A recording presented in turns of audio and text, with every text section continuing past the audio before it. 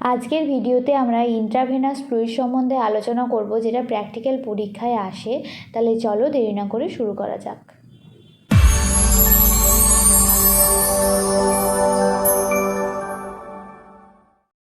Ivy ফ্লুইডকে প্রথমত দুভাগে ভাগ করা যায়, ব্লাড অ্যান্ড প্রোডাক্টস আর নন ব্লাড আইভি ফ্লুইড। এই নন ব্লাড আইভি ফ্লুইড আবার দু রকমের, ক্রিস্টালয়েড আর কোলয়েড। ক্রিস্টালয়েডের মধ্যে প্রথমত আমরা যেটা দেখি হাইপোটনিক, আইসোটনিক, হাইপারটনিক, যেটা বেশি পরিমাণে ইউজ হয়।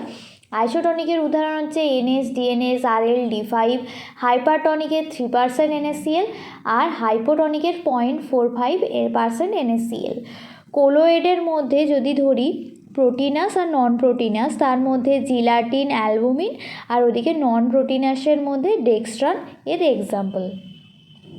প্রথমে যেটা আসবো NH, normal saline, most commonly use হয়। এর 100 ml এর মধ্যে আছে 0.90 গ্রাম সোডিয়াম ক্লোরাইড।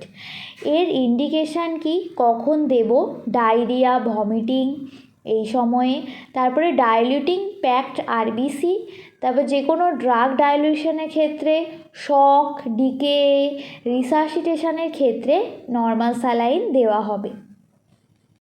এরপর আমরা আলোচনা করব RL, মানে রিঙ্গার ল্যাকটেট। এটাও মোস্ট কমনলি ইউজ হয়। এর পার 100 ml থাকছে ল্যাকটিক অ্যাসিড, যেটা সোডিয়াম ল্যাকটেট 0.32 গ্রামের ইকুইভ্যালেন্ট।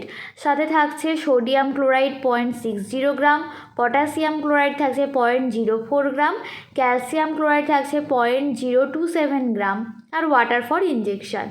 এবার যদি এগুলোকে মিলিমোলে কনভার্ট করা হয়, তাহলে পার লিটারে সোডিয়াম থাকছে 131, পটাশিয়াম থাকছে 5, ক্যালসিয়াম 2, বাইকার্বনেট মানে যেটা ল্যাকটেট হিসেবে থাকছে 29, আর ক্লোরাইড থাকছে 111।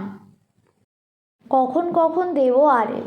ডিহাইড্রেশন, ইন্ট্রা অপারেটিভ ফ্লুইড লসের সময়, তারপর সিভিয়ার হাইপোভলিমিয়া, বার্নে। কিন্তু কখন এটা উইথ প্রিকশন দিতে হবে, এটা কোনো ব্লাড প্রোডাক্টের সাথে দেওয়া যাবে না, বা যদি সিভিয়ার মেটাবলিক অ্যাসিডোসিস থাকে তখনও RL দেওয়া যাবে না। এরপর আমরা আলোচনা করব DNS, মানে সোডিয়াম ক্লোরাইড অ্যান্ড ডেক্সট্রোজ।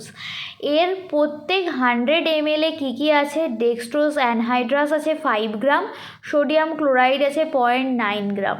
এটাকে যদি মিলিমোলে ধরা হয় তখন পার লিটারে কত পাওয়া যাবে, সোডিয়াম 154, ক্লোরাইড 154, আর এটা টোটাল ক্যালকুলেটেড অসমোলারিটি হবে 586 মিলি অসমোল পার লিটার।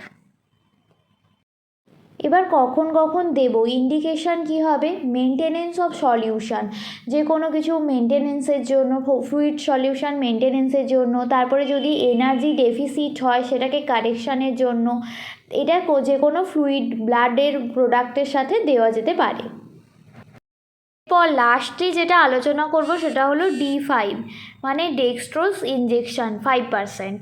এর প্রত্যেক 100 ml কী কী আছে, ডেক্সট্রোজ অ্যানহাইড্রাস আছে 5 গ্রাম, যেটা অসমোলারিটি ক্যালকুলেশন করলে হবে 278 মিলিমোল পার লিটার।